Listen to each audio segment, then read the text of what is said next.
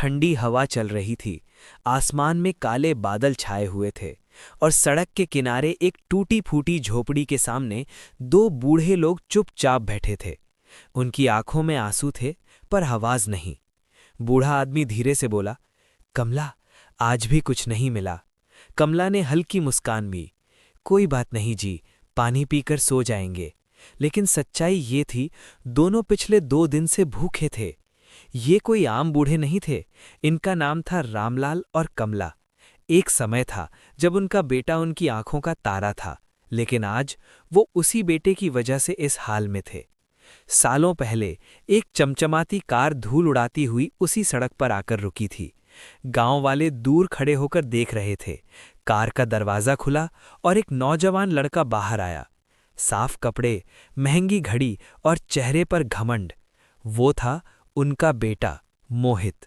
उसने पीछे का दरवाजा खोला। उतरो। कमला डरते हुए बोली, बेटा, हमें यहाँ क्यों लाए हो? मोहित ने ठंडी आवाज में कहा, क्योंकि अब आप दोनों मेरे लिए बोझ हो। कमला की आंखों से आंसू बहने लगे। बेटा, हमें मत छोड़ो। लेकिन मोहित ने गुस्से में कहा, अब मैं आपकी जिम्मेदारी नहीं उठा सकता। रामलाल सब समझ गया। उसने बस एक बार बेटे को देखा और चुपचाप नीचे उतर गया। अगले ही पल मोहित कार में बैठा और तेजी से वहां से चला गया। बेटा, ओ बेटा, कमला चिल्लाती रह गई, लेकिन इस बार कोई वापस नहीं आया। उस दिन से कूड़े का ढेर ही उनका घर बन गया। शुरुआत बहुत कठिन थी, न खाना न छत। पहली रात उन्होंने खुले आसमान के नीचे बिताई, ठंडी हवा, भूख और टूटे हुए सपने। अगले दिन रामलाल बोरी लेकर कचरे में निकल पड़ा। प्लास्टिक, बोतलें, लोहे के टुकड़े, जो मिलता उठा लेता। उधर कमला पुराने कपड़ों को साफ करती, उन्हें सिलती और पहनने लायक बनाती। दिल तो रोज टूटता था। कमला अक्सर पूछती, क्या हमारा बेटा कभी हमें लेने आएगा? रामलाल चुप हो जाता। एक दिन रामलाल बोला, कमला, आज कुछ अच्छा खाने का मन है। कमला मुस्कुरा दी, आज बनाते हैं। दोनों काम पर निकल पड़े। कमला कूड़े में कुछ ढूंढ रही थी, तभी उसका हाथ किसी सख्त चीज से टकराया। ये क्या है? उसने कचरा हटाया और अंदर से निकला एक पुराना लोहे का संदूक। उसका दिल तेजी से धड़कने लगा। उसने धीरे धीरे उसे खोला और अंदर देखकर उसकी सांस रुक गई। सोने के गहने, चमचमाते सिक्के, नोटों के बंडल। हे भगवान! उसने तुरंत चारों तरफ देखा, कोई नहीं था। वो संदूक उठाकर भागते हुए झोपड़ी में आई। जब रामलाल आया, कमला ने सब बताया। रामलाल डर गया, ये किसी का होगा, हमें मुसीबत हो सकती है। कमला बोली, कुछ दिन इंतजार करते हैं। दिन बीत गए, कोई नहीं आया। अब वो समझ गए, ये किस्मत का तोहफा है। रामलाल बोला, हम इससे सिर्फ अपनी जिंदगी नहीं बदलेंगे, दूसरों की भी मदद करेंगे। कमला मुस्कुरा दी, हाँ, यही सही होगा। दोनों ने मिलकर गांव के किनारे एक छोटा सा ढाबा शुरू किया। मिट्टी का चूल्हा, कुछ पुराने बर्तन और दिल से बनाया खाना। पहले दिन सिर्फ 2 ग्राहक आए, दूसरे दिन 5 लोग आए। फिर धीरे धीरे लोग बढ़ते गए, क्योंकि वहां सिर्फ खाना नहीं मिलता था, मिलता था प्यार, अपनापन, सम्मान। कुछ ही महीनों में उनका ढाबा पूरे इलाके में मशहूर हो गया। अब उनके पास पैसा भी था, लेकिन उन्होंने अपने लिए महल नहीं बनाया।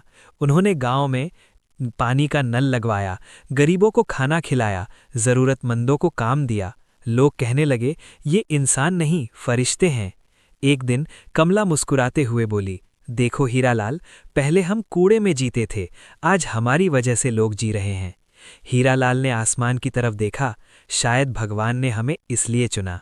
लेकिन कहानी अभी खत्म नहीं हुई थी।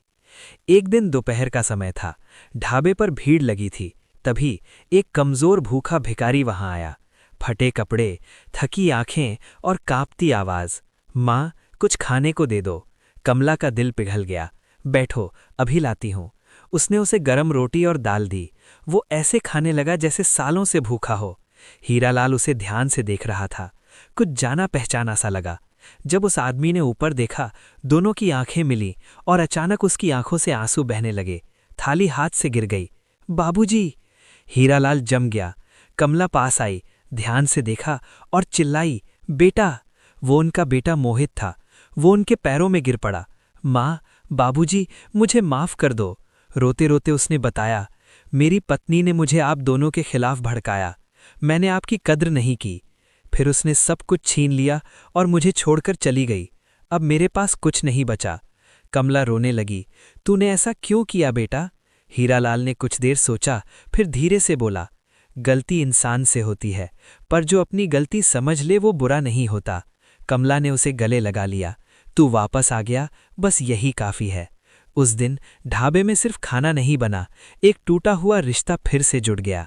मोहित अब वही काम करने लगा, ईमानदारी से, प्यार से, क्योंकि अब उसे समझ आ गया था, एक, माँ बाप को ठुकराने वाला कभी खुश नहीं रह सकता। दो, और जो उनकी कद्र करता है वही असली अमीर होता है। अगर आपको ये कहानी पसंद आई हो तो वीडियो को लाइक ज़रूर करें और चैनल को सब्सक्राइब करें ताकि ऐसी ही दिल छू लेने वाली कहानियाँ आप तक पहुँचती रहें।